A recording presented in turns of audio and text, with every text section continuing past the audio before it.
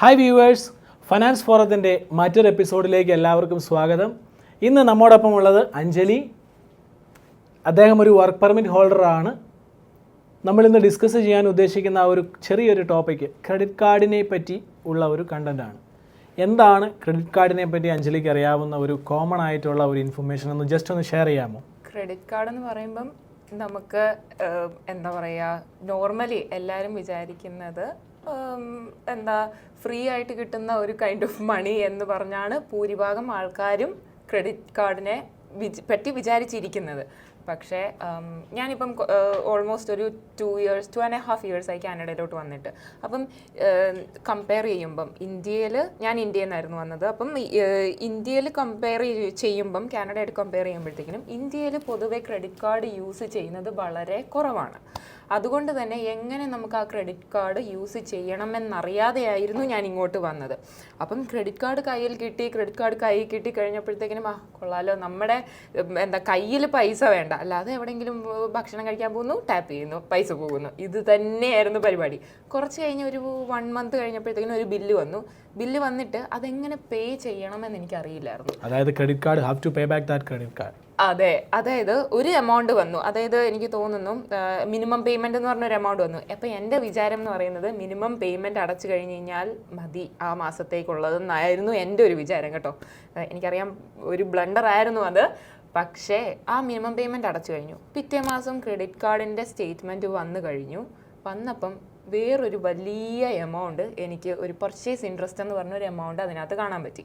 പിന്നീടാണ് ഞാനത് അന്വേഷിച്ച് എങ്ങനെയാണ് ക്രെഡിറ്റ് കാർഡ് വർക്ക് ആകുന്നത്, എങ്ങനെയാണ് പേയ്മെൻറ്റ് ചെയ്യേണ്ടത് എന്നൊക്കെ ഞാനൊന്ന് റിസർച്ച് ചെയ്തപ്പോൾ പഠിച്ചു വന്നു. ഇപ്പോൾ എനിക്കറിയാം എങ്ങനെയാണ് ക്രെഡിറ്റ് കാർഡ് യൂസ് ചെയ്യേണ്ടതെന്നറിയാം.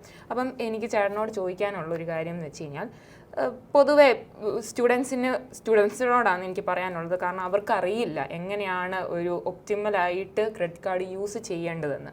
അപ്പം എങ്ങനെയാണ് ചേട്ടൻ്റെ ഒരു അഭിപ്രായത്തിൽ ഈ ക്രെഡിറ്റ് കാർഡ് നമുക്ക് ഒപ്റ്റിമൽ യൂട്ടിലൈസേഷൻ, ലൈക്ക് എന്താ പറയുക, ഒരുപാടല്ല എന്നാലും ഒരു ആവറേജ് രീതിയിൽ, നല്ല രീതിയിൽ ക്രെഡിറ്റ് കാർഡ് യൂസ് ചെയ്യാൻ പറ്റുന്നത്? ഈ ഒരു ആസ്പെക്റ്റിലേക്ക് പോകുന്നതിന് മുൻപ് തന്നെ ഞാനും അഞ്ജലിയെ പോലെ തന്നെ ഇൻ്റർനാഷണൽ സ്റ്റുഡൻ്റ് ആയിട്ട് വന്ന ഒരു വ്യക്തിയാണ്. ക്രെഡിറ്റ് കാർഡിൻ്റെ ആവശ്യകത എന്താണെന്ന് നമുക്കറിയാം. ഇതിൽ ഈ ആസ്പെക്റ്റ് തിങ്ക് ചെയ്യുന്നതിന് മുൻപ് വാട്ട് ഈസ് ക്രെഡിറ്റ് കാർഡ് എന്നൊരു ക്വസ്റ്റ്യൻ ഉണ്ട്. അങ്ങനെ ഒരു ക്വസ്റ്റ്യൻ കിട്ടുവാണെങ്കിൽ what will be your answer? ബാങ്കിൻ്റെ മണി അല്ലേ, വേറൊരാളുടെ പൈസ they are lending it to us on an interest അല്ലേ. അപ്പോൾ ഇൻട്രസ്റ്റ് ഉൾപ്പെടെ പേ ബാക്ക് ചെയ്യുക എന്നുള്ള ഒരു ഓപ്ഷനാണ് ക്രെഡിറ്റ് കാർഡ് എന്ന് പറയുന്നത്. ഇനി ആ ഒരു period of time almost 20 to 21 ഡേയ്സിനുള്ളിൽ അത് പേ ബാക്ക് ചെയ്തില്ലെങ്കിലാണ് അഞ്ജലി പറഞ്ഞ ആ ഒരു ആസ്പെക്റ്റ് എന്താണത്, പർച്ചേസ് ഇൻട്രസ്റ്റ് ഇൻ എഫക്റ്റിൽ വരുന്നത്. അപ്പോൾ ഒരു ഇൻ്റർനാഷണൽ സ്റ്റുഡൻ്റ് എന്ന നിലയിൽ കാനഡയിലോട്ട് വരുമ്പം തന്നെ നിങ്ങൾ എന്തിനാണ് ക്രെഡിറ്റ് സ്കോർ എന്നുള്ള ഒരു ഇമ്പോർട്ടൻസ്, ഇതാണ് അഞ്ജലിയുടെ ആ ഒരു ചോദ്യം എന്ന് പറയുന്നത് എനിക്ക് തോന്നുന്നു അല്ലേ? ക്രെഡിറ്റ് സ്കോർ, അതെ, അത് മെയിൻലി നമ്മൾ കാനഡയിലോട്ട് വരുമ്പം ഇമ്പോർട്ടൻ്റ് ആയിട്ട് ഉള്ളൊരു കാര്യമാണ് ക്രെഡിറ്റ് സ്കോർ. അതായത് ക്രെഡിറ്റ് കാർഡ് യൂസ് ചെയ്യുന്ന അനുസരിച്ചിരിക്കും നമ്മുടെ ക്രെഡിറ്റ് സ്കോർ. ക്രെഡിറ്റ് കാർഡിനെ മാത്രം ഡിപ്പെൻഡ് ചെയ്തല്ല, വേറെ കുറേ ഫാക്ടേഴ്സ് ഉണ്ട്. എന്നാലും പൊതുവെ കൂടുതലും ക്രെഡിറ്റ് കാർഡിനെ ഡിപ്പെൻഡ് ചെയ്താണ് നമ്മുടെ ക്രെഡിറ്റ് സ്കോർ ഇരിക്കുന്നത്. അപ്പം ക്രെഡിറ്റ് സ്കോർ എങ്ങനെയാണ് നമുക്ക് കൂട്ടാൻ പറ്റുക? കാരണം ഇവിടെ ഇങ്ങനെ കാനഡ പോലത്തെ ഒരു കൺട്രിയിൽ വരുമ്പം ക്രെഡിറ്റ് സ്കോറിന് വളരെ പ്രാധാന്യമുണ്ട്. അപ്പം ചേട്ടൻ്റെ അഭിപ്രായം എന്താണ്? ഈ ഒരു ആസ്പെക്റ്റിലേക്ക് നമ്മൾ തിങ്ക് ചെയ്യുമ്പോൾ ക്രെഡിറ്റ് സ്കോർ കൂട്ടാനായിട്ട് ഏറ്റവും നല്ല ഒരു സ്ട്രാറ്റജി എന്ന് പറയുന്നത് ഹാവ് മൾട്ടിപ്പിൾ ക്രെഡിറ്റ് അക്കൗണ്ട്സ്. ഒരു ക്രെഡിറ്റ് കാർഡേ ഉള്ളൂ എങ്കിലും ഇപ്പോൾ ഇൻ്റർനാഷണൽ സ്റ്റുഡൻ്റ് ആയിട്ട് വരുമ്പോൾ നമുക്ക് ഇനിഷ്യലി ഒരു $500 ആയിരിക്കും ക്രെഡിറ്റ് ലിമിറ്റ് ആയിട്ട് തരുന്നത്. ചില ബാങ്കുകൾ $1,000 കൊടുക്കാറുണ്ട്. ആ ഒരു സാഹചര്യത്തിൽ ക്രെഡിറ്റ് കാർഡ് കിട്ടുമ്പോൾ തന്നെ എൻ്റെ $1,000 സ്പെൻഡ് ചെയ്യുന്നതിന് പകരം ട്രൈ ടു യൂട്ടിലൈസ് 30 to 40%. ഇതാണ് നമ്പർ 1 ടിപ്പ് എന്ന് പറയുന്നത്. ഇനി അതിനുശേഷം ഒരു ക്രെഡിറ്റ് കാർഡ് കിട്ടിയിട്ടുണ്ടെങ്കിൽ ക്രെഡിറ്റ് കാർഡ് കിട്ടുന്ന ദിവസം തന്നെ അതിൻ്റെ കൂടെ ഒരു ഫൈൻ പ്രിൻറ്റ് എന്ന് പറയുന്നൊരു ഡോക്യുമെൻ്റ് അവൈലബിൾ ആണ്. അഞ്ജലി ഇതൊരു തവണയെങ്കിലും കണ്ടിട്ടുണ്ടോ? ഞാൻ ആദ്യമായിട്ടാണ് ഇത് കേൾക്കുന്നത് കേട്ടോ. അതെനിക്ക് അതിനെക്കുറിച്ച് ഒരു ഐഡിയ ഇല്ല. എന്താണ് ചേട്ടൻ ഒന്ന് എക്സ്പ്ലെയിൻ ചെയ്തത്? ഈ ഫൈൻ പ്രിന്റ് എന്ന് പറയുന്നത് ആക്ച്വലി ഒരു കോൺട്രാക്റ്റ് ആണ്.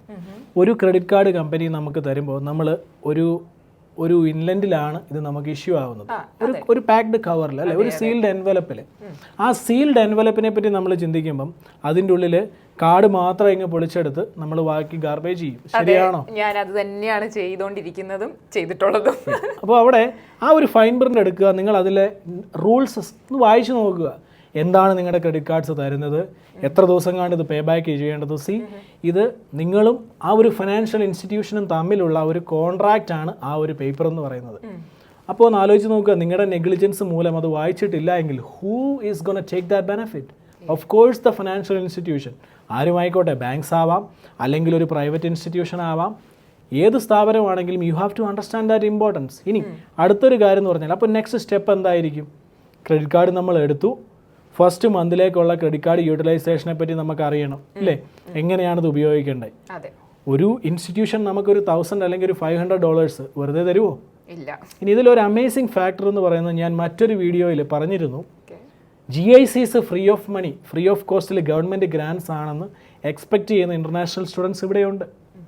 ചിലപ്പോൾ എൻ്റെ വീഡിയോ കാണുന്ന പലരും ഈ ഒരു ആസ്പെക്റ്റ് തിങ്ക് ചെയ്യുന്നവരാവാം. പക്ഷേ തീർച്ചയായിട്ടും ഒരു കാര്യം പറയാം, GICs ഗവൺമെൻറ് ഗ്രാൻഡ് അല്ല, ക്രെഡിറ്റ് കാർഡ്സ് എന്ന് പറയുന്നത് ഫ്രീ ഓഫ് കോസ്റ്റിൽ കിട്ടുന്ന ഒരു പൈസയും അല്ല. ഇനി മറ്റൊരു ഉദാഹരണം കൂടി ഞാൻ ഇതിൽ ആഡ് ചെയ്യാം. എൻ്റെ ഒരു സുഹൃത്ത് ക്രെഡിറ്റ് കാർഡിൽ ഏകദേശം ഒരു $2000 അദ്ദേഹത്തിന് ഒരു ഒരു ഒരു ഫ്രാഞ്ചൈസിയിൽ ഇദ്ദേഹം ഒരു പർച്ചേസിന് പോയി. ഏത് MNC ആയിക്കോട്ടെ, ഇപ്പോൾ ഇവിടെ ഒരുപാട് MNCs ഉണ്ടെന്നുള്ള കാര്യം അറിയാലോ. അപ്പോൾ ഈ ഒരു ആസ്പെക്റ്റിൽ അദ്ദേഹം ഒരു സ്റ്റോറി ചെന്നു.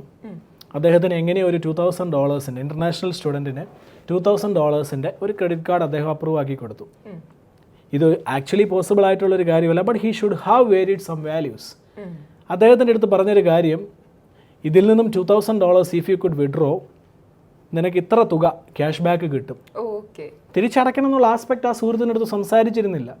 So what he did is, ഗവൺമെൻറ്റിൽ നിന്ന് ഇത്ര പൈസ എനിക്ക് കിട്ടി എന്നൊരു ആസ്പെക്റ്റിൽ എക്സ്പ്ലെയിൻ ചെയ്ത് he send the entire money to back home. ആ ഒരു ആസ്പെക്റ്റിൽ സംഭവിച്ചത്, he didn't know that he has to pay that money back. First statement വന്നു, he didn't bother. Return statement വന്നു, ഹി ഡിഡ്ന്റ് പേ. ഈവൻച്വലി അത് bankruptcy അല്ലെങ്കിൽ കളക്ഷനിലോട്ട് പോകുന്ന ഒരു സിറ്റുവേഷനിലേക്ക് വന്നു. ക്രെഡിറ്റ് കാർഡ്സിൻ്റെ ഇൻട്രസ്റ്റ് റേറ്റിനെ പറ്റി നമ്മൾ മനസ്സിലാക്കേണ്ട ഒരു ആസ്പെക്റ്റ് അവിടെയുണ്ട്. അപ്പോൾ ഒരു സ്റ്റേറ്റ്മെൻറ്റ് കിട്ടുമ്പോൾ നമ്മൾ നേരത്തെ പറഞ്ഞ പോലെ തന്നെ ആദ്യം ആ ഫൈൻ പ്രിൻ്റ് വായിക്കുക, എങ്ങനെയാണ് കാർഡ് ഉപയോഗിക്കേണ്ടത് എന്നുള്ള ആസ്പെക്റ്റ് ചിന്തിക്കുക, ക്രെഡിറ്റ് സ്കോറിന് കാനഡയിലുള്ള റോള് എന്താണെന്ന് മനസ്സിലാക്കുക. ക്രെഡിറ്റ് സ്കോറിന് അഞ്ജലിയുടെ ഒരു ആസ്പെക്റ്റിൽ what's the role of credit score? Credit score ഇവിടെ ഞാൻ ഇവിടെ വന്നു കഴിഞ്ഞിട്ടാണ് ക്രെഡിറ്റ് സ്കോർ എന്ന് പറയുന്ന ആ ഒരു വേർഡ് തന്നെ കേൾക്കുന്നത്. കാരണം നമ്മൾ ഇന്ത്യയിൽ ഒട്ടും യൂസ്ഡു അല്ല ക്രെഡിറ്റ് സ്കോറുമായിട്ട്. ക്രെഡിറ്റ് കാർഡ് പോലും ആയിട്ട് എനിക്ക് തോന്നുന്നില്ല ഭൂരിഭാഗം ആൾക്കാരും ക്രെഡിറ്റ് കാർഡ് യൂസ് ചെയ്യുന്നുണ്ടെന്ന്. പക്ഷേ ഇവിടെ വന്നു കഴിഞ്ഞപ്പോൾ എനിക്ക് വ്യത്യാസം തോന്നിയത്, നമ്മളിവിടെ ക്രെഡിറ്റ് സ്കോറിന് വളരെ ഇമ്പോർട്ടൻസ് ഉണ്ട്. അതായത് നമ്മളൊരു ഒന്നും വേണ്ട, നമ്മൾ ഒരു ഫോൺ എടുക്കാനായിട്ട് കടയിൽ പോയി കഴിഞ്ഞാൽ ഇവിടെ അവർ നമ്മളുടെ ആദ്യമേ ചെക്ക് ചെയ്യുന്നത് ക്രെഡിറ്റ് സ്കോറാണ്. ക്രെഡിറ്റ് സ്കോർ ഉള്ള ഒരാൾക്ക് മാത്രമേ ഫോൺ, അതായത് ഇൻസ്റ്റാൾമെൻറ്റ് പേയ്മെൻറ്റ്സ് ആയിട്ട് കിട്ടത്തുള്ളൂ. അതുപോലെ തന്നെ നമ്മളൊരു ലോൺ എടുക്കാനായിട്ട് ചെന്ന് കഴിഞ്ഞാൽ നമുക്ക് പല പല ആവശ്യങ്ങളുണ്ട്. ചെറിയ രീതിയിലുള്ള ലോണുകൾ, ചെറിയ ലൈൻ ഓഫ് ക്രെഡിറ്റ്സ് ഒക്കെ നമുക്കിവിടെ അവൈലബിൾ ആണ്. അപ്പം ഓരോ ആവശ്യത്തിനും നമ്മൾ അവരെ അപ്രോച്ച് ചെയ്യുമ്പം ആദ്യമേ അവർ ചെക്ക് ചെയ്യുന്ന നമ്മളുടെ ക്രെഡിറ്റ് സ്കോറാണ്. അപ്പം ഈ ക്രെഡിറ്റ് സ്കോറിൻ്റെ ബേസിസിലാണ് അവർ ഓരോ ആൾക്കാരെയും കാറ്റഗറൈസ് ചെയ്യുന്നത്. നമ്മൾക്കിപ്പം ക്രെഡിറ്റ് സ്കോർ ഇത്ര റേഞ്ചിലുണ്ടെങ്കിൽ നമ്മൾ ഇന്ന കാറ്റഗറിയിൽ വരും. അപ്പം ഇത്ര എമൗണ്ട് ഓഫ് ലോണേ നമുക്ക് കിട്ടത്തുള്ളൂ. അപ്പം എൻ്റെ ഒരു കാഴ്ചപ്പാടിൽ ഇവിടെ വരുന്ന ഓരോരുത്തരും ആദ്യമേ തന്നെ ക്രെഡിറ്റ് സ്കോർ ബിൽഡ് ചെയ്യാനുള്ള കാര്യങ്ങളാണ് മനസ്സിലാക്കിയതിന് ശേഷമാണ് ക്രെഡിറ്റ് കാർഡ്സ് ഉപയോഗിച്ച് തുടങ്ങേണ്ടത്. അവിടെ ഇതിനെ ഒരു കോമൺ ടേമിലേക്ക് നമുക്ക് കൊണ്ടുവരാം, ക്രെഡിറ്റ് ഹിസ്റ്ററി. ഒരു പ്രോപ്പർ ആയിട്ടുള്ള ക്രെഡിറ്റ് കാർഡ് യൂട്ടിലൈസേഷൻ, നേരത്തെ പറഞ്ഞതുപോലെ തന്നെ 30 to 40% യൂട്ടിലൈസേഷൻ ചെയ്യുക. അതാണ് ക്രെഡിറ്റ് സ്കോർ പ്രോപ്പറായിട്ട് സ്റ്റേബിൾ ആയിട്ട് ബിൽഡ് ചെയ്യുന്നതിന് ഏറ്റവും നല്ല ഒരു ഫാക്ട് എന്ന് പറയുന്നത്. ഇനി അതിന് പുറമെ നേരത്തെ പറഞ്ഞതിന് കൂടെ ഒന്നും കൂടി ആഡ് ചെയ്യാം, 3 to 5 ബിസിനസ് ഡേയ്സിന് മുൻപ് ക്രെഡിറ്റ് കാർഡുകൾ പേ ഓഫ് ചെയ്യാനുള്ള ആസ്പെക്ട്സ് ചിന്തിക്കുക. ഇനി പേ ഓഫ് ചെയ്യാൻ സാഹചര്യം ഇല്ലാത്ത ആളുകൾക്ക് ഇത് ഈവൻ മിനിമം പേയ്മെന്റ് അടച്ചിടാനുള്ള ഒരു ഓപ്ഷൻ ഉണ്ട്. ഇനി അവിടെ മിനിമം പേയ്മെന്റ് എന്ന് പറയുന്ന കോൺസെപ്റ്റ് കേട്ടിട്ടുണ്ട് അല്ലേ? ക്രെഡിറ്റ് കാർഡിന്റെ സ്റ്റേറ്റ്മെന്റ് വായിച്ചു നോക്കിയിട്ടുണ്ടാകും തീർച്ചയായിട്ടും. ഏത് സാഹചര്യത്തിലാണ്, ആദ്യ മാസങ്ങളിലായിരുന്നോ അതോ പിന്നീട് പർച്ചേസ് ഇൻട്രസ്റ്റ് എന്ന് പറയുന്ന ടോപ്പിക്ക് വന്നപ്പോഴാണോ അത് വായിച്ചു നോക്കാൻ തുടങ്ങിയത്? പർച്ചേസ് ഇൻട്രസ്റ്റ് എന്ന് പറഞ്ഞ ആ ഒരു ചാർജ് എനിക്ക് എൻ്റെ ക്രെഡിറ്റ് കാർഡ് സ്റ്റേറ്റ്മെന്റിൽ ഞാൻ കണ്ടപ്പോൾ തൊട്ടാണ് ഞാൻ ഈ സ്റ്റേറ്റ്മെന്റ് എല്ലാ മാസവും ജസ്റ്റ് ഒന്ന് ചുമ്മാ വെയ്ഗായിട്ടാണെങ്കിലും ഞാനൊന്ന് വെരിഫൈ ചെയ്ത് വിടാറുണ്ട്. അപ്പം എല്ലാ മന്തും നമുക്ക് സ്റ്റേറ്റ്മെന്റ് വരുന്നതിനകത്ത് തന്നെ കാണിക്കുന്നുണ്ടല്ലോ മിനിമം പേയ്മെന്റ് ഇത്രയും അടയ്ക്കണം ഇന്ന ഡേറ്റിന് മുൻപായിട്ട്. അപ്പം ആ ഡേറ്റിന് മുൻപായിട്ട് നമ്മൾ മിനിമം പേയ്മെന്റ് അടച്ചു കഴിഞ്ഞാൽ എനിക്ക് തോന്നുന്നു പർച്ചേസ് ഇൻട്രസ്റ്റ് വരില്ല. അങ്ങനെയാണ് അവരുടെ ആ 20 ഡേയ്സ് ഫ്രീ ലുക്ക് പീരീഡിനുള്ളിൽ നിങ്ങൾ ബേസിക്കലി പേയ്മെന്റ് ഫുൾ ആയിട്ട് പേ ചെയ്യുക, അല്ലാത്ത പക്ഷം മിനിമം പേയ്മെന്റ് ഇടുക. കറക്റ്റ് ആണ്, അബ്സല്യൂട്ട്ലി കറക്റ്റ് ആണ് വാട്ട് യു സേ. അപ്പോൾ ഇവിടെ ഏത് സ്റ്റാറ്റസിലുള്ള ആളുകളാണെങ്കിലും you have to build that history through these process. ഇനി ഇവിടെ മറ്റൊരു ക്വസ്റ്റ്യൻ ഉണ്ട്. ഒരു പെർമനന്റ് റെസിഡൻസി സ്റ്റാറ്റസിലുള്ള ഒരാൾ അല്ലെങ്കിൽ ഒരു വർക്ക് പെർമിറ്റിലുള്ള ആൾക്ക് $10,000 ഒരു ക്രെഡിറ്റ് കാർഡ് അപ്രൂവ് ആണ്. അപ്പോൾ അവിടെ ഈ $10,000 ഒരു ഒറ്റ ക്രെഡിറ്റ് കാർഡ് ആയിരിക്കുമോ ബെറ്റർ, അതോ മേ ബി $5,000 രണ്ട് ക്രെഡിറ്റ് കാർഡ് ആയിരിക്കുമോ better? In your opinion what would you say? എൻ്റെ ഒപ്പീനിയനിൽ ഞാനിങ്ങനെ ഇൻട്രസ്റ്റ് റേറ്റ് നോക്കുന്ന ഒരാളായതുകൊണ്ട് തന്നെ എൻ്റെ അഭിപ്രായത്തിൽ ഞാൻ പറയും പല പല ഇൻട്രസ്റ്റ് റേറ്റ്, അതായത് ഇൻട്രസ്റ്റ് റേറ്റ് കുറഞ്ഞിരിക്കുവാണെന്നുണ്ടെങ്കിൽ, കുറഞ്ഞ ഒരു കാർഡാണെന്നുണ്ടെങ്കിൽ എന്താ പറയുക, ഞാൻ ഒറ്റ കാർഡിൽ തന്നെ എടുക്കാനേ നോക്കത്തുള്ളൂ. കാരണം ഡെറ്റ് കൺസോളിഡേഷൻ എന്ന് പറഞ്ഞ ഒരു ഫാക്ടർ ഉണ്ടല്ലോ. അതായത് ഇപ്പോൾ നമ്മൾ കുറേ ക്രെഡിറ്റ് കാർഡ്, എൻ്റെ അഭിപ്രായമാണേ, കുറേ ക്രെഡിറ്റ് കാർഡ് നമ്മൾ യൂസ് ചെയ്യുവാണെന്നുണ്ടെങ്കിൽ പല ക്രെഡിറ്റ് കാർഡിനും പല പല റേറ്റ് ഓഫ് ഇൻട്രസ്റ്റ് റേറ്റ് ആണ്. അപ്പം നമുക്ക് ഇതെല്ലാം കൂടെ, എന്നെ സംബന്ധിച്ച് എനിക്ക് മാനേജ് ചെയ്യാനായിട്ട് പറ്റില്ല. സിംഗിൾ കാർഡ്സ് ആണ്. അപ്പം ഞാൻ സിംഗിൾ കാർഡ് കൊണ്ടായിരിക്കും പ്രോബബ്ലി യൂസ് ചെയ്യുക. പിന്നെ ക്രെഡിറ്റ് സ്കോർ കൂട്ടാനായിട്ട് അതായത് എൻ്റെ ക്രെഡിറ്റ് എമൗണ്ട് ഉണ്ടല്ലോ, അത് ഇൻക്രീസ് ചെയ്ത് കഴിഞ്ഞാൽ ആ 30 to 40% എന്ന് പറയുന്നത് നമുക്കിപ്പം 1000 ഉള്ളെങ്കിൽ നമുക്കൊരു $500 സ്പെൻഡ് ചെയ്യാൻ പറ്റത്തുള്ളൂ. അതേസമയം 1000 കുറേ ഒരു 2-3 ക്രെഡിറ്റ് കാർഡ് ഉണ്ടെങ്കിൽ അതനുസരിച്ച് നമുക്ക് സ്പെൻഡ് ചെയ്യാൻ പറ്റുമല്ലോ. അപ്പം ഇതിലൊരു ചെറിയൊരു കറക്ഷൻ ഉണ്ട്. ക്രെഡിറ്റ് കാർഡ്സ് എന്ന് പറയുന്നത് തീർച്ചയായിട്ടും മൾട്ടിപ്പിൾ ക്രെഡിറ്റ് അക്കൗണ്ട്സ് എന്ന് പറയുന്ന ഒരു ആസ്പെക്റ്റ് കൂടിയുണ്ട്. ക്രെഡിറ്റ് ഹിസ്റ്ററി ബിൽഡ് ചെയ്യണമെന്നുണ്ടെങ്കിൽ തീർച്ചയായിട്ടും ഒരു ക്രെഡിറ്റ് കാർഡ്, ഇപ്പോൾ ഈ നേരത്തെ പറഞ്ഞ സിനാരിയോ വെച്ച് നോക്കുവാണെങ്കിൽ മൾട്ടിപ്പിൾ ക്രെഡിറ്റ് അക്കൗണ്ട്സ് ആണ് എപ്പോഴും നല്ലത്. ക്രെഡിറ്റ് അക്കൗണ്ട്സ് എന്ന് പറഞ്ഞു കഴിഞ്ഞാൽ mobile bill payments, that's A credit account. നിങ്ങളുടെ ക്രെഡിറ്റ് കാർഡ് സ്റ്റേറ്റ്മെന്റിന്റെ bill, that's another. Imagine it's from 2 different institutions. ആ സാഹചര്യത്തിൽ മൾട്ടിപ്പിൾ ക്രെഡിറ്റ്സ് ആണ് അവിടെ വരുന്നത്. അപ്പോൾ എപ്പോഴും ഒരു ബൾക്ക് എമൗണ്ട് ഒരു സിംഗിൾ പ്ലേസിൽ നിന്ന് എടുക്കുന്നതിന് പകരം ക്രെഡിറ്റ് സ്കോർ സ്റ്റേബിൾ ആയിട്ട് ബിൽഡ് ചെയ്യാനായിട്ട് മൾട്ടിപ്പിൾ ക്രെഡിറ്റ് അക്കൗണ്ട്സ് തീർച്ചയായിട്ടും ഹെൽപ്പ് ചെയ്യും. ആ ഒരു ആസ്പെക്ട് ജസ്റ്റ് ഒന്ന് മൈൻഡിൽ വയ്ക്കുക. എല്ലാവരും, വ്യൂവേഴ്സ് ഉൾപ്പെടെ എല്ലാവരും ഒന്ന് ചിന്തിക്കുക. കാരണം it's all about managing money. Credit score എന്ന് പറയുന്നത് ഹൗ യു മാനേജ് മണി, അതിൻ്റെ ഒരു റെക്കോർഡാണ്.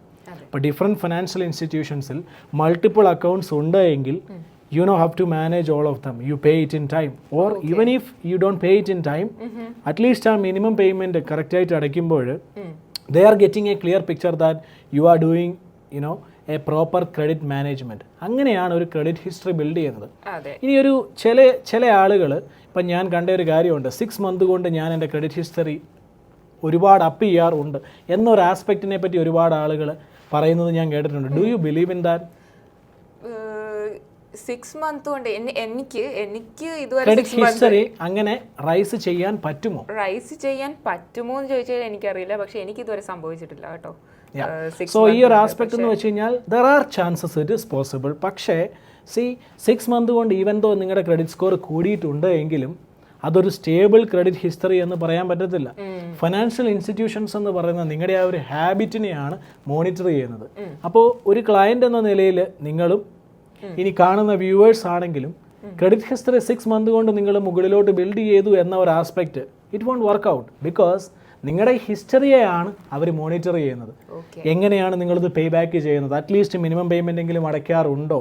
ഇനി ഇതിനെ ടോട്ടലായിട്ട് പറഞ്ഞാൽ ക്രെഡിറ്റ് യൂട്ടിലൈസേഷൻ അല്ലെങ്കിൽ credit transaction history, miss payments, ഇങ്ങനെയുള്ള പല കാറ്റഗറൈസ് ചെയ്തിട്ടാണ് നിങ്ങളെ ഇവർ അസസ് ചെയ്യുന്നത്. അപ്പോൾ നമുക്കിവിടെ ഒരുപാട് സോഫ്റ്റ്വെയർസ് ഫ്രീ ഓഫ് കോസ്റ്റിൽ ക്രെഡിറ്റ് മോണിറ്റർ ചെയ്യാനായിട്ട് ഉപയോഗിക്കാൻ പറ്റും. മെയിനായിട്ടുള്ള ക്രെഡിറ്റ് യൂണിയൻസ് ഇവിടെയുള്ളത് ഏതൊക്കെയാണ്? ട്രാൻസ് യൂണിയനും ഇക്വിഫാക്സും ആണ്. ഇതിൽ എന്താ പറയുക, മിക്ക ആളുകളുടെയും ക്രെഡിറ്റ് സ്കോറും ക്രെഡിറ്റ് ഹിസ്റ്ററിയും ഈ ഒരു സ്ഥാപനത്തെ ബേസ് ചെയ്തിട്ടാണ്. പക്ഷേ ഫ്രീ ഓഫ് കോസ്റ്റിൽ നമുക്ക് ക്രെഡിറ്റ് ഹിസ്റ്ററീസ് ഇടയ്ക്ക് പുള്ളി ചെയ്യാൻ പോസിബിൾ ആണ്. ക്രെഡിറ്റ് കർമ്മ പോലെയുള്ള ആപ്പുകൾ അതിന് ഹെൽപ്പാണ്. ക്രെഡിറ്റ് കർമ്മ ഫെമിലിയർ ആണോ? അതെ, ഞാൻ ക്രെഡിറ്റ് കർമ്മ യൂസ് ചെയ്യുന്ന ഒരാളാണ്. ഇതൊരിക്കലും ക്രെഡിറ്റ് കർമ്മയുടെ ഒരു മാർക്കറ്റിംഗ് അല്ല. I am also familiar with that. പക്ഷേ ഒരു എന്താ പറയുക, ഈവൻ ഇഫ് നമുക്കിപ്പോൾ ഒരു പേയ്മെൻറ്റ് മിസ്സായിട്ടുണ്ടെന്നുണ്ടെങ്കിൽ നമുക്കൊരു ഒരു നോട്ടിഫിക്കേഷൻ അവിടെ വരും, എത്ര നാളായി നമ്മുടെ ക്രെഡിറ്റ് ഹിസ്റ്ററി. പിന്നെ ഇവിടെ ക്രെഡിറ്റ് സ്കോറിനെ പറ്റി തിങ്ക് ചെയ്യുമ്പോൾ നിങ്ങൾ എല്ലാവരും സീരിയസ് ആയിട്ട് തിങ്ക് ചെയ്യേണ്ട ഒരു കാര്യമാണ് ഐഡന്റിറ്റി തെഫ്റ്റ് എന്ന് പറയുന്നത്. ഇങ്ങനെ ഒരു ടോപ്പിക്ക് കേട്ടിട്ടുണ്ടോ? ഞാൻ if you know, can you share what it is as of your knowledge? Yes, personally ഞാൻ ഫൈനാൻസ് ഇൻഡസ്ട്രിയിലായിരുന്നു വർക്ക് ചെയ്തുകൊണ്ടിരുന്നത്. അതുകൊണ്ട് തന്നെ എനിക്ക് ഈ ഒരു ഡിപ്പാർട്ട്മെൻറ്റുമായിട്ട് ഞാൻ റിലേറ്റഡ് ആണ്. എൻ്റെ കമ്പനിയിലോട്ടൊന്നും പോകുന്നില്ല. പക്ഷേ ഒരുപാട് ക്ലയൻസ് എന്നെ വിളിക്കാറുണ്ടായിരുന്നു. നമ്മളിപ്പോൾ ഒരാൾക്ക് ലോൺ അപ്രൂവൽ ആക്കണം എന്നുണ്ടെങ്കിൽ നമ്മൾ അവരുടെ ക്രെഡിറ്റ് ബ്യൂറോസ് ആദ്യമേ ചെക്ക് ചെയ്ത് അതിലെന്തെങ്കിലും ക്രെഡിറ്റ് ബ്യൂറോസ് എന്ന് പറയുന്നത് ട്രാൻസ്യൂണിയൻ അഥവാ എക്വിഫാക്സ് അതാണ് മെയിൻ ആയിട്ട് വരുന്നത് ഇതാണെന്ന് തോന്നുന്നു. അതെ, ഈ 2 കമ്പനീസേ ഉള്ളൂ കാനഡയിൽ. നമ്മളുടെ ക്രെഡിറ്റ് ഹിസ്റ്ററി അവർ ചെക്ക് ചെയ്ത് അവരാണ് നമുക്ക് ക്രെഡിറ്റ് സ്കോർ പോയിന്റ് ചെയ്യുന്നത്. അപ്പം അവരുടെ സൈറ്റിൽ കയറി നമ്മൾ ഇവരുടെ എല്ലാവരെയും ചെക്ക് ചെയ്ത് കഴിയുമ്പം അവിടെ ഒരു സ്റ്റേറ്റ്മെൻറ്റ് ഉണ്ടാകും. എന്തെങ്കിലും നമ്മളുടെ ഐഡൻറ്റിറ്റി തെഫ്റ്റ് ആയിട്ടുണ്ടെങ്കിൽ, അതായത് പ്രൊസീഡ് ചെയ്യുന്നതിന് മുൻപ് ഇന്ന നമ്പറിലേക്ക് കോൺടാക്റ്റ് ചെയ്യണം എന്ന് പറയുന്നത് കാണുമ്പോൾ നമ്മൾ പൊതുവെ ക്ലയൻറ്റിനെ വിളിച്ച് വെരിഫൈ ചെയ്യും. സംടൈംസ് എനിക്ക് ഒരുപാട് എക്സ്പീരിയൻസ് ഉണ്ട്. അതായത് കോൾസ് ഒരാളുടെ ആ നമ്പറിലേക്ക് വിളിക്കുമ്പോഴത്തേക്കിനും വേറൊരാൾ എടുത്തിട്ട് നമ്മൾ അവരുടെ പേഴ്സണൽ ഡീറ്റെയിൽസ് ചോദിക്കും. അപ്പം അതും നമ്മളുടെ കയ്യിലിരിക്കുന്ന റെക്കോർഡും കൂടെ മാച്ച് ആയെങ്കിൽ മാത്രമേ നമ്മൾ ലോൺ അപ്രൂവൽ ആക്കത്തുള്ളൂ. ഒരുപാട് പേരെ വിളിക്കുമ്പോഴത്തേക്കിനും നമ്മൾ ഇന്ന സ്ഥലത്തു നിന്നാണ് വിളിക്കുന്നത്, ഇന്ന കാര്യം വെരിഫൈ ചെയ്യാനാണെന്ന് പറയുമ്പോഴേ ഫോൺ കട്ട് ചെയ്യും. അതിൻ്റെ മീനിങ് അവരുടെ ഐഡൻറ്റിറ്റി തെഫ്റ്റായിട്ട് വേറൊരാളാണ് ലോണിന് അപ്ലൈ ചെയ്തിരിക്കുന്നത്. അപ്പോൾ ക്രെഡിറ്റ് സ്കോർ ബിൽഡ് ചെയ്യുന്ന ഒരു സാഹചര്യത്തിൽ പ്രോപ്പർ ആയിട്ട് ക്രെഡിറ്റ് ഹിസ്റ്ററി മോണിറ്റർ ചെയ്യുന്നത് ഇമ്പോർട്ടൻ്റ് ആണെന്നാണ് അഞ്ജലി പറയുന്നത്. അതെ, ഓഫ് കോഴ്സ് ഇമ്പോർട്ടൻ്റ് ആണ്.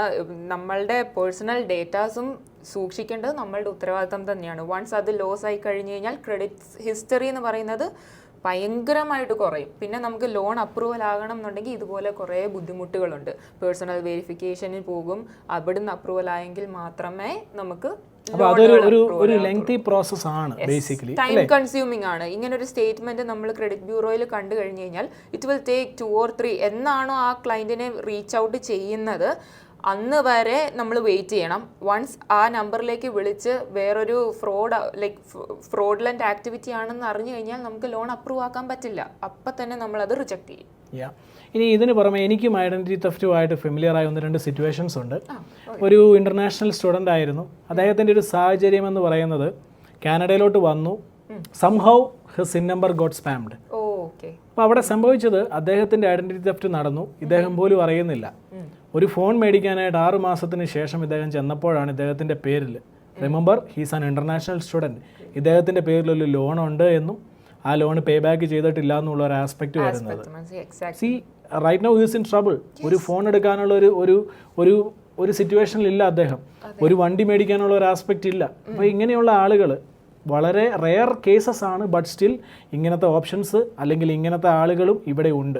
അപ്പം basically what we are trying to say is that monitor your credit score, credit history. എനിക്കൊരു ഇൻഫർമേഷൻ കൊടുക്കാനുള്ളത്, ലൈക്ക് വേണ്ടവർക്ക് നമുക്ക് യൂസ് ചെയ്യാവുന്നതാണ്. അതായത് നമുക്ക് ക്രെഡിറ്റ് ബ്യൂറോയിൽ വേണമെങ്കിൽ നമുക്ക് സ്റ്റേറ്റ്മെൻറ്റ്, അതായത് ഇങ്ങനെ വെക്കാം, അതായത് ബിഫോർ ഏതെങ്കിലും ലോൺ പ്രൊവൈഡ് ചെയ്യുന്നതിന് മുൻപ് കോൺടാക്ട് ചെയ്യണം എന്ന് പറഞ്ഞ ഒരു സ്റ്റേറ്റ്മെൻറ്റ് നമുക്ക് അലേർട്ട് കൊടുക്കാം. അങ്ങനെയുണ്ടെങ്കിൽ ട്രാൻസ്യൂണിലോ എക്വിഫാക്സിലോ അതെ ഐഡന്റിറ്റി തെഫ്റ്റ് എന്ന് പറയുന്ന ഒരു ഭാഗം നടന്നിട്ടുണ്ടെങ്കിൽ അല്ലെങ്കിൽ നടന്നിട്ടുണ്ടെങ്കിലല്ല, ഇല്ലാതെ നമ്മളുടെ ഒരു സേഫ്റ്റിക്ക് വേണ്ടി നമുക്ക് അലേർട്ട് വെക്കാം നമ്മളുടെ ക്രെഡിറ്റ് ബ്യൂറോയിൽ. അപ്പം ഏതെങ്കിലും ഒരു ലോൺ അപ്രൂവ് ആകുന്നതിന് മുൻപ് നമ്മളെ കോൺടാക്ട് ചെയ്തിട്ടേ അത് അപ്രൂവൽ കൊടുക്കുള്ളൂ. അത് എനിക്കൊരു പുതിയൊരു ഇൻഫർമേഷൻ കൂടെയാണ്. May be viewers please note it down. അപ്പൊ ഈ ഒരു കാര്യം പറഞ്ഞത് എന്താണെന്ന് വെച്ച് കഴിഞ്ഞാൽ നമുക്ക് അലേർട്ട് ക്രെഡിറ്റ് ബ്യൂറോസിൽ സെറ്റ് ചെയ്യാൻ പറ്റും. സ്റ്റുഡന്റിന്റെ കേസിലാണെന്നുണ്ടെങ്കിൽ ഇപ്പം അറിഞ്ഞിട്ടില്ലായിരുന്നു, വേറൊരു കാര്യത്തിന് ചെന്നപ്പോൾ അറിയുന്നത് ഇങ്ങനെ ഒരു ലോൺ ഉണ്ടെന്ന്. അപ്പം ഒരു ലോൺ പ്രൊവൈഡ് ചെയ്യുന്നതിന് മുൻപ് ഇങ്ങനൊരു സ്റ്റേറ്റ്മെൻറ്റ് നമ്മൾ അല്ലെങ്കിൽ അലേർട്ട് നമ്മൾ കണ്ടു കഴിഞ്ഞാൽ ക്രെഡിറ്റ് ബ്യൂറോയിൽ അവർ ക്ലയൻറ്റിനെ കോൺടാക്ട് ചെയ്ത് ഡീറ്റെയിൽസ് വെരിഫൈ ചെയ്ത് കഴിഞ്ഞിട്ടേ ലോൺ അപ്രൂവൽ ആകത്തുള്ളൂ. അങ്ങനെ ഒരു സിറ്റുവേഷൻ വേണമെങ്കിൽ നമുക്ക് ഒഴിവാക്കാമായിരുന്നു, ഇങ്ങനെ ഒരു സാധനം ഉണ്ടായിരുന്നെങ്കിൽ. യെസ്. ഇനി ഇതോടൊപ്പം തന്നെ എനിക്ക് ഒരു കൊച്ചു കോൺസെപ്റ്റ് കൂടി എനിക്ക് ഇൻട്രൊഡ്യൂസ് ചെയ്യാൻ താല്പര്യമുണ്ട്. NSF, non sufficient fund. ഇവ ക്രെഡിറ്റ് സ്കോറിനെ ഇമ്പാക്ട് ചെയ്യുമോ ഇല്ലയോ? What would you say? ഉറപ്പായിട്ടും എനിക്ക് തോന്നുന്നു NSF എന്താണെന്ന് ഞാനൊരു ചെറിയൊരു ഇൻട്രൊഡക്ഷൻ തരാം. നോൺ സഫീഷ്യന്റ് ഫണ്ട്, അതായത് എന്തെങ്കിലും ഒരു പേയ്മെന്റ് നിങ്ങൾ ഇനിഷ്യേറ്റ് ചെയ്തു, but your bank didn't honour. അതൊരു നല്ല കാര്യമാണോ? What would you say? ഒരിക്കലുമല്ല. ഒരു ഫൈനാൻഷ്യൽ ഇൻസ്റ്റിറ്റ്യൂഷനെ സംബന്ധിച്ച് ഒരു ക്ലയൻറ്റിൻ്റെ ഒരു ക്ലയൻറ്റ്, അതായത് ഒരു ആപ്ലിക്കേഷൻ കിട്ടുവാണ് ലോൺ കൊടുക്കുന്നതിന് അല്ലെങ്കിൽ മോർഗേജ് അപ്രൂവൽ ആക്കുന്നതിന് ഒരു ആപ്ലിക്കേഷൻ കിട്ടുവാണെന്നുണ്ടെങ്കിൽ ആദ്യമേ അവർ ചെയ്യുന്ന കാര്യം ക്ലയൻറ്റിൻ്റെ പാസ്റ്റ് 6 to 1 ഇയറിലെ സ്റ്റേറ്റ്മെൻറ്റ്, അത് നമുക്ക് ക്രെഡിറ്റ് ബ്യൂറോ ത്രൂ ഈസിലി ആയിട്ട് ആക്സസ് ചെയ്യാൻ പറ്റുന്ന ഒരു കാര്യമാണ്. അപ്പോൾ അങ്ങനെ എടുത്തു കഴിയുമ്പം അതിനകത്ത് ഇത്ര NSF, അതായത് non sufficient fund charge back എന്ന് പറയും. ഇങ്ങനെ ചാർജ് ബാക്ക് കണ്ടിന്യൂസ് ആയിട്ട് അടുപ്പിച്ച് ഒരു 30 days അല്ലെങ്കിൽ 60 days ഒരു 5 or above NSF ഉണ്ടെങ്കിൽ അപ്രൂവൽ ആക്കത്തില്ല അവർ. കാരണം ഇനബിലിറ്റി ടു പേ എന്ന് പറയുന്ന ഒരു ആസ്പെക്ട് ആണ് അവിടെ വരുന്നത്. അതിന്റെ മീനിങ് എന്ന് വെച്ച് കഴിഞ്ഞാൽ ഇങ്ങനൊരു ലോൺ കൊടുത്തു കഴിഞ്ഞാൽ ഉറപ്പായിട്ടും അവർക്ക് തിരിച്ച് പേ ബാക്ക് ചെയ്യാനായിട്ടുള്ള സാഹചര്യമില്ല, ഉണ്ടെങ്കിൽ അവർ അറിഞ്ഞുകൊണ്ട് തന്നെ പേ ബാക്ക് ചെയ്യത്തില്ല എന്നാണ് അതിന്റെ മീനിങ് ലിറ്ററലി. സോ അങ്ങനെയുള്ള ഒരാൾക്ക് എങ്ങനെ ഒരു ഇൻസ്റ്റിറ്റ്യൂഷൻ ലോൺ പ്രൊവൈഡ് ചെയ്യും? അബ്സല്യൂട്ട്ലി. സോ അങ്ങനെ കൊടുക്കാൻ പാടില്ല, പറ്റത്തുമില്ല. അപ്പം അതൊക്കെ നമ്മൾ എപ്പോഴും ക്ലിയർ ആയിട്ട് വാച്ച് ചെയ്യേണ്ട ഒരു കാര്യമാണ്. നമ്മളുടെ ക്രെഡിറ്റ് കാർഡ് യൂസ് ചെയ്യുന്ന ഒരാൾ അല്ലെങ്കിൽ ഡെബിറ്റ് കാർഡ് യൂസ് ചെയ്യുന്ന ഒരാൾ ക്ലിയർ ആയിട്ട് നമ്മളുടെ ക്രെഡിറ്റ് ഹിസ്റ്ററി അല്ലെങ്കിൽ സ്റ്റേറ്റ്മെൻറ്റ്സ് മോണിറ്റർ ചെയ്ത് പോവുക, പേയ്മെൻ്റ് എല്ലാം കറക്റ്റായിട്ട് അടയ്ക്കുക. അതൊക്കെ ഒരു ഇമ്പോർട്ടൻ്റ് ആയിട്ടുള്ളൊരു ഫാക്ടറാണ് കാനഡയിൽ. എനിക്ക് ഇതിനോടൊപ്പം ആഡ് ചെയ്യാനുള്ളൊരു കണ്ടന്റ് എന്ന് പറയുന്നത്, ഒരുപാട് ആളുകൾക്ക് NSFന് പുറമെ കളക്ഷൻസ് എന്ന് പറയുന്ന ഒരു ആസ്പെക്റ്റ് കൂടി അവിടെയുണ്ട്. അതായത് പേയ്മെൻറ്റുകൾ മിസ്സാവുന്നു. അപ്പോൾ അതൊരു ചെറിയൊരു എക്സാമ്പിൾ വെച്ച് ഞാൻ പറയാം. ഇവിടുത്തെ ഒരു ലീഡിങ് മൊബൈൽ പ്രൊവൈഡർ, സെല്ലുലാർ പ്രൊവൈഡറിൽ നിന്നും എൻ്റെ ഒരു സുഹൃത്തിന് $10 he couldn't pay. But unfortunately അദ്ദേഹത്തിന് ഒരുപാട് നോട്ടീസസ് ഈ പറയുന്ന സെല്ലുലാർ പ്രൊവൈഡർ അയച്ചിരുന്നു. അപ്പോൾ ആ ഒരു ഫാക്റ്റിൽ ഇദ്ദേഹത്തിൻ്റെ സ്റ്റേ ചെയ്യുന്ന സ്പേസ് ചേഞ്ച് ചെയ്തിരുന്നു, അക്കോമഡേഷൻ മാറിയിരുന്നു. So he didn't get that update. So what happened is that the payment went to collections. Right away ആ കളക്ഷൻസിലേക്ക് പോയ ഒരു സിറ്റുവേഷനിൽ ആ $10 എന്നുള്ളത് മോർ ദാൻ $1,510 എന്ന് പറയുന്ന ഒരു ആസ്പെക്റ്റിലേക്ക് എത്തി. അപ്പോൾ ഇവിടെ എനിക്ക് പറയാനുള്ളൊരു കാര്യം എന്ന് വെച്ച് കഴിഞ്ഞ് കഴിഞ്ഞാൽ, every time whenever you try to change providers അല്ലെങ്കിൽ കാർ പേയ്മെൻറ്റുകൾ അടയ്ക്കുന്ന ഒരു സാഹചര്യത്തിൽ നമ്മൾ ശ്രദ്ധിക്കേണ്ട ഒരു കാര്യം, നിങ്ങൾ അഡ്രസ്സസ് കറക്റ്റായിട്ട് അപ്ഡേറ്റ് ചെയ്യുന്നുണ്ട് എന്നൊരു ഭാഗമാണ്. അത് ചെയ്തിട്ടില്ല എങ്കിൽ വാട്ട്സ് ഗോണ ഹാപ്പൻ ഈസ് ഈ പറയുന്ന അപ്ഡേഷൻസ് നമ്മളിലേക്ക് എത്തില്ല. അപ്പോൾ ഈവൻച്വലി ഒരു വലിയ ട്രാപ്പിലേക്കാണ് നമ്മളവിടെ ചെല്ലുന്നത്. നമ്മുടെ ഹിസ്റ്ററിയിൽ വലിയൊരു ഡിപ്പ് ഉണ്ടാകും. അതുകൊണ്ട് തന്നെ കളക്ഷൻസിലേക്ക് പേയ്മെൻറ്റ്സ് പോകാതിരിക്കാനുള്ള കാര്യങ്ങൾ നിങ്ങൾ നോക്കുക. ഈഫ് സംതിങ് ഗോസ് റോങ്, കമ്പനിയുടെ എന്തെങ്കിലും ഒരു മിസ്റ്റേക്ക് കൊണ്ടാണെന്നുണ്ടെങ്കിൽ നിങ്ങളതൊരു നെഗ്ലിജൻസ് ആയിട്ട് എടുക്കരുത്. You have to follow up, you have to make sure that's not done from your side. അപ്പോൾ ഇങ്ങനെയൊരു സിറ്റുവേഷൻ ബെറ്റർ ആയിരിക്കില്ല if people could know it ahead, അല്ലേ? പിന്നെ ഉറപ്പായിട്ടും. പിന്നെ ഒരുപാട് ഫെസിലിറ്റീസ് ഉണ്ട്. ഇപ്പം നമുക്ക് മെയിൽ ത്രൂ മാത്രം ആക്സസ് ആക്കാതെ നമുക്ക് ഇപ്പം ഏതൊരു അപ്ഡേറ്റ്സ് നമുക്ക് ഇമെയിലിലും ആക്കാം. എന്നിട്ട് കോൺസ്റ്റന്റ്ലി ഇമെയിൽസ്, അപ്പം എന്താണെന്ന് വെച്ച് കഴിഞ്ഞാൽ ഡയറക്റ്റ് പേപ്പർലെസ് ആക്കുവാണ് നമ്മൾ. പേപ്പർലെസ് ആകാതെ നമ്മളുടെ ഇമെയിലിലേക്ക് നോട്ടിഫിക്കേഷൻ വരുന്ന രീതിയിൽ നമ്മളാക്കാം.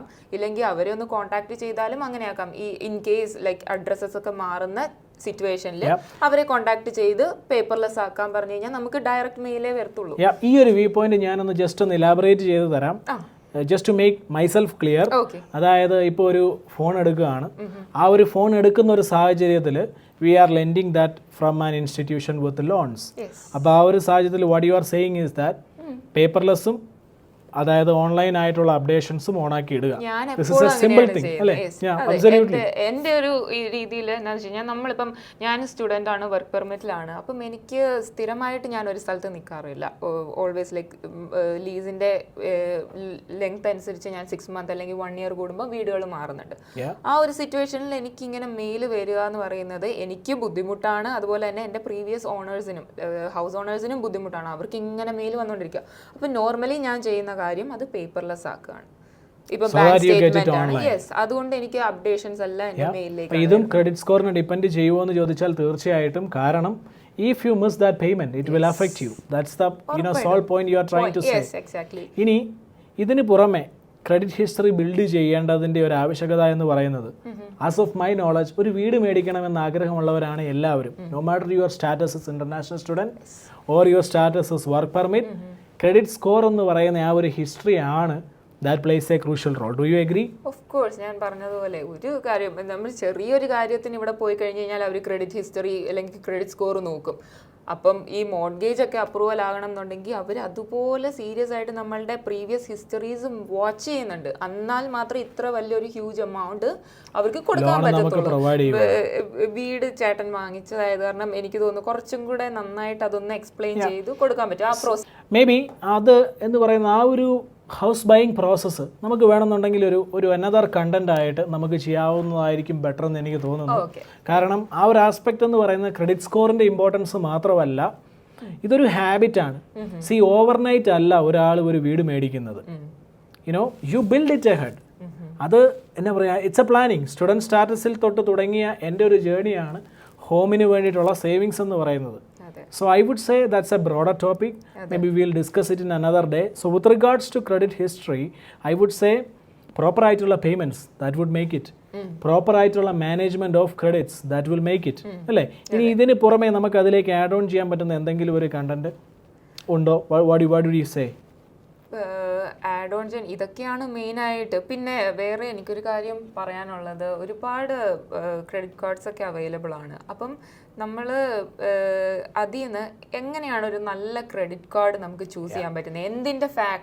എന്ത് ഫാക്ടറിൻ്റെ ബേസിസിലാണ് നമുക്ക് ഒരു നല്ല ക്രെഡിറ്റ് കാർഡ് ചൂസ് ചെയ്യാൻ പറ്റുന്നത്? ക്രെഡിറ്റ് കാർഡ്സ് എന്ന് പറയുന്നത് ഒരുപാടെണ്ണം അവൈലബിൾ ആണ്.